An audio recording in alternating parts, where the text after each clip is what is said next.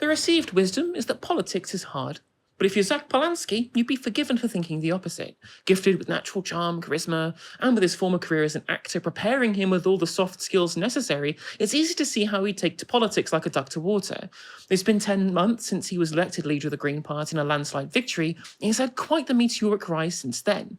It only took 7 months into his term as leader of him to take the party from the respectable 7% in the polls the party achieved at the previous general election to registering the first poll lead ever for the party in April this year. It's not just Polanski to thank for these successes. A slick social media campaign alongside an army of canvassers gave the party a crushing victory in the Gorton and Denton by-election, as well as the discovery of another political talent in the form of their candidate Hannah Spencer. Should this have been a surprise to anyone, though?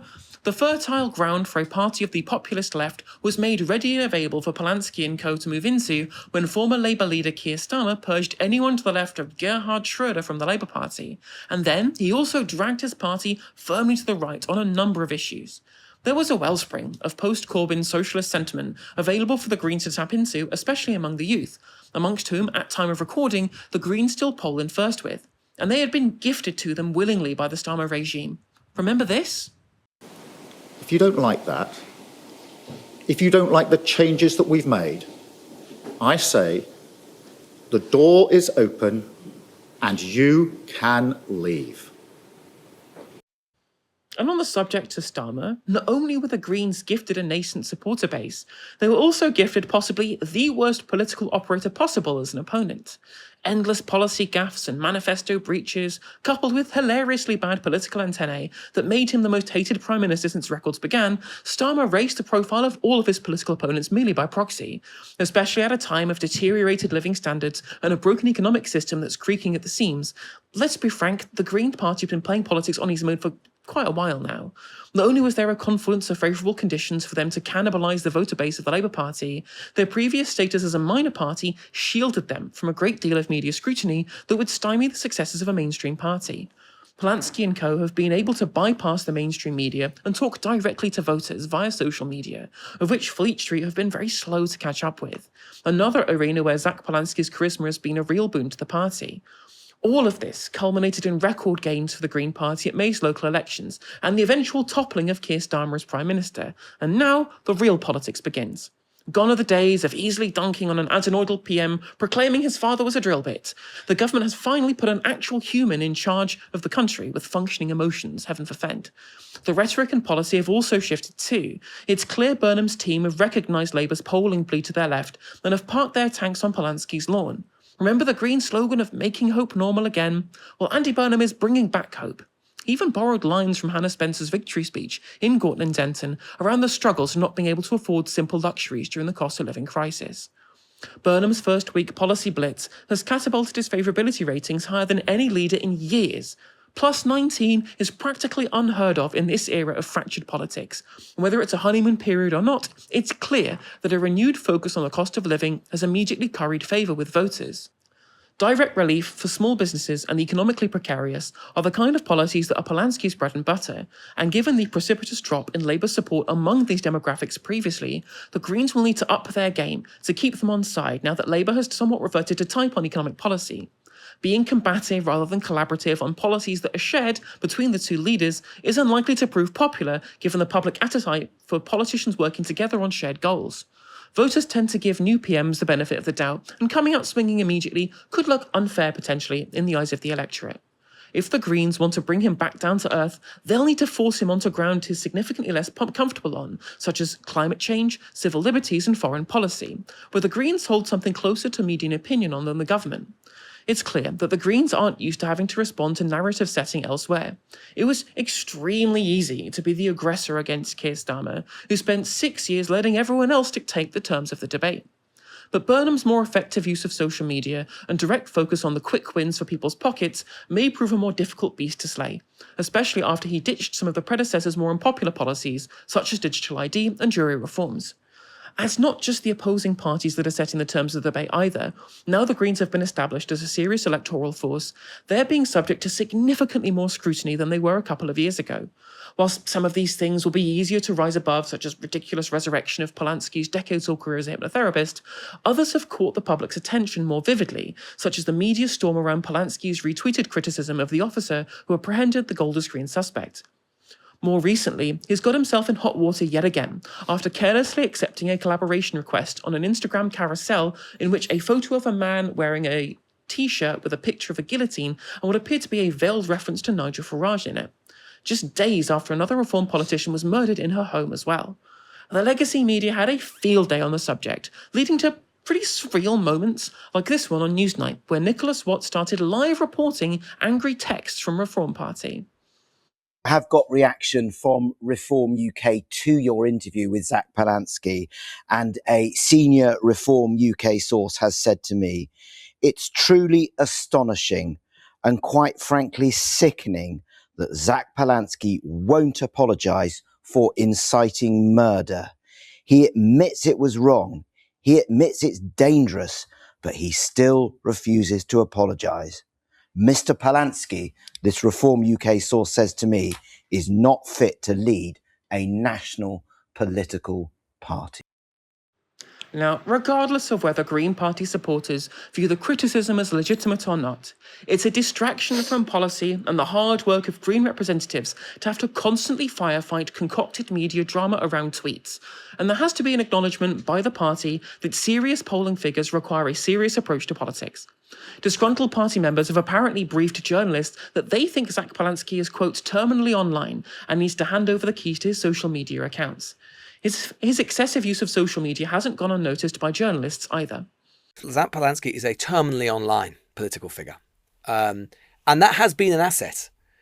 To some extent, it has explained his rise. You know, during that period of the doldrums of the Labour government and the Keir Starmer government, his using his social media content, which was so crisp and had such clarity and had such a clear message, it propelled them up the polls extremely quickly.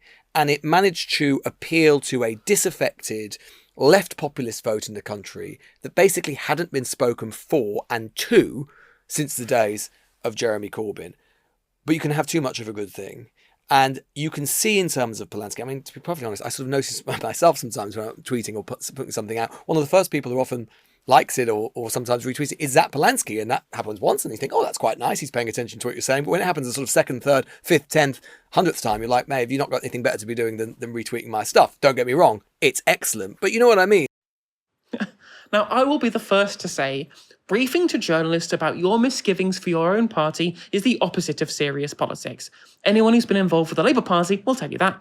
But neither is accepting every collaboration request or retweeting every supporter's post on social media. The Greens have money now, they're the second biggest party in the country, and a dedicated social media team available to produce content with consistency of direction and prudence of engagement is paramount to taking the Greens from one-time insurgents to a political mainstay. The last area where the Greens have to also adapt is the new environment on policy. When you're an insurgent, it's all about talking to your own people. And so far, they've been excellent on raising the salience of policies such as wealth taxes, rent controls, and actions against Israel's genocide in Gaza. But once you've become a mainstream party, your policies have to appeal to those outside of your own coalition. And they have to be defended against your opponents, such as this moment on ITV's Peston. We live in one of the wealthiest countries in the world, but you can speak to almost anyone and people know that they don't feel wealthier. Their bills are going up, their wages aren't going up. We're seeing people struggle. We're seeing nurses queuing up at food banks. So it's just not working. And actually, we need a fundamentally different economic system. Are you going to help those people if you drive entrepreneurs abroad? The very people who create well, I think there's a lot of evidence. In fact, we've been seeing it over the last couple of years. Switzerland has a wealth tax, a place with famously known tiny wealth tax. Well, let's look at Spain and its solidarity tax. I think the vast majority, 3/4 of the countries that had wealth taxes in the 1990s have scrapped them because they didn't work. And what they found is actually they were driving away the very people they needed to create jobs in the economy. When you hear these points, you need to have like a real, like constructive and real kind of critical analysis of the kind of points that Jeremy Hunt is making here. Now, it's true, plenty of people in the country are already bought into a wealth tax on the grounds of inequality alone.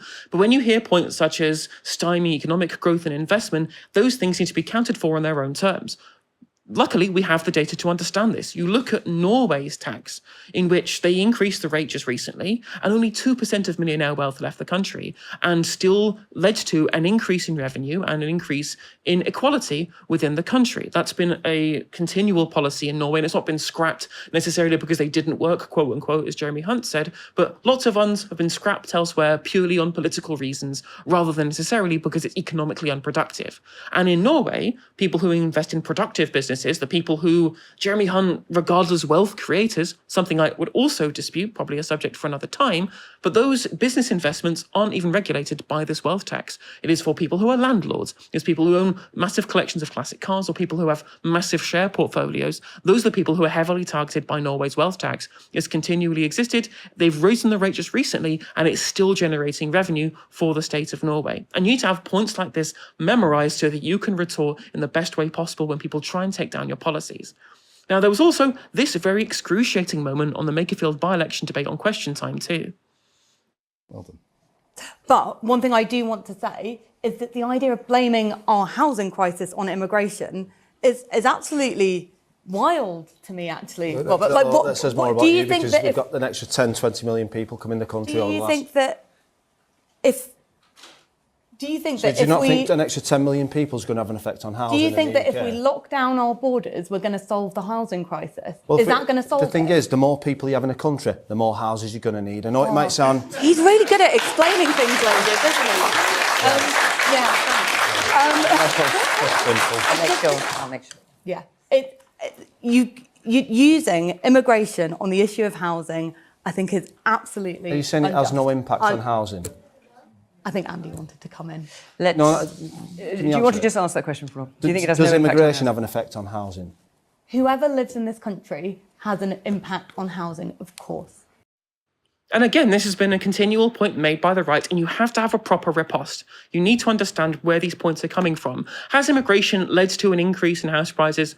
It has done. The question is whether the extent of immigration is actually having a significant impact. And the evidence says, no, it isn't. First of all, worth pointing out, one of the things that we do have is an aging population, which means the population will have to increase, whether it's by an increase in birth rate or immigration coming in. An increasing population will always increase the number of houses that you need.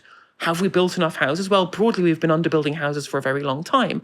But in terms of the number of houses per capita in this country, that's continued to increase and has continued to increase from a much lower kind of position that it was previously to a much higher position now.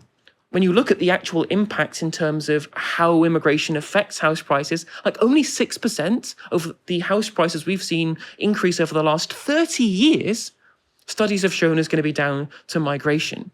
We actually have 15 million spare bedrooms in this country. And lots of these cases are because of older people not downsizing because of the potential impact of things like stamp duty and not having enough bungalows available for them to move into. I mean, we have a very inefficient distribution of how people live in this country because of changing living arrangements. Also, people are staying single for longer, meaning they cohabit or they need more single person flats rather than single family houses, meaning, again, we have an insufficient distribution of houses or people per house. These are significantly greater impacts on house prices, especially since migrants often cohabit in larger families and single houses in a way that we in this country who aren't immigrants really don't. That's been a kind of cultural difference there. So the immigration impact really isn't that high in this country. And unless you have those things memorized and you understand the ripostes in terms of these responses, you're not going to be able to properly respond when people bring up their own perspectives on things such as the housing crisis, as we saw in that clip there. Now, all the major parties have started preparing for the next election. The Greens need to start preparing too. And that doesn't just mean having the sound bites ready on policies people want. It means being able to defend those policies publicly and to build a full prospectus for government on every key policy area. As policy within the Green Party is decided by members, the process can be kind of slow and unwieldy. No, that's not a bad thing. I really like the member democracy in the Green Party. I think it's a good thing. Now, it does mean that the work on getting these things tied down has to happen sooner rather than later. Dahlia, do you think that the Green Party need a change of strategy, given that there's a new Prime Minister in place, or do you think we can see the Green Party move in the same direction they've been going in before? Yeah, I do think that the territory has certainly changed. I mean, on the one hand, I do think it's important to understand that there is no acceptable socialist to the British press. And so we will never be in a situation where, you know, we have a prominent socialist politician who is not being attacked by the press. There's no way to eliminate the likelihood of hit pieces, and particularly kind of unfair and frivolous hit pieces. And so far, I think that Polanski has dealt with that quite well, because he sort of refused to cower in the face of these hit pieces. He often draws attention to it and calls it out for what it is, which is a distraction. So he kind of uses the weight of the press against itself. And I think that has broadly been quite effective. But I do think that now we are in a different territory now that we have Burnham as head of the Labour Party. First of all, I think that now that Burnham's been elected, the press really want to kind of declare Polanski dead. And I also think that Burnham is a lot savvier than perhaps we give him credit for. I think it's not just that Starmer was really bad. I think that Burnham also has a very keen understanding of politics. I think the fact that when the transition of power was happening from Corbynism to Starmerism, he kind of identified quite early on, I need to take myself out of this, because the next few years are going to be really messy and they're going to be really destructive. If I take my hat out the ring for the next 5 years, I can reap the rewards of that later down the line. But I also think that the Greens are, and I agree with you, the Greens are now a very serious force in politics and they need to take themselves seriously. And I think that it's very important that they remain a serious force in politics, because even though now that Burnham is leader of the Labour Party, the chances of the next election being a Reform versus Green dynamic is probably lower. I mean, it was always quite far-fetched, but I think now it is definitely lower, especially if Burnham does spend the next few years actually making advances on bread and butter issues, then the prospect of that has decreased quite a bit. But one thing that Reform has definitely showed us, and Nigel Farage as a political operator has showed us, is that you don't even have to have a single elected MP to be able to really shape and influence the political landscape and the political spectrum in this country. I'm not saying that that's a great thing. You know, it would be great if we had like a functioning democracy where you could actually be represented in Parliament, not just by two parties that just kind of pass the baton to and from one another. But we have learned from Nigel Farage and his various political vehicles that you can create quite a significant centre of gravity outside of the two main political parties that genuinely shapes what those political parties do. And I think it's very important going forward that the Labour Party never, ever, ever rests on the belief that it can take its base for granted, and that the left and that young people and progressive people are a kind of nuisance or are a fleas that you can shake off when you think it's politically expedient.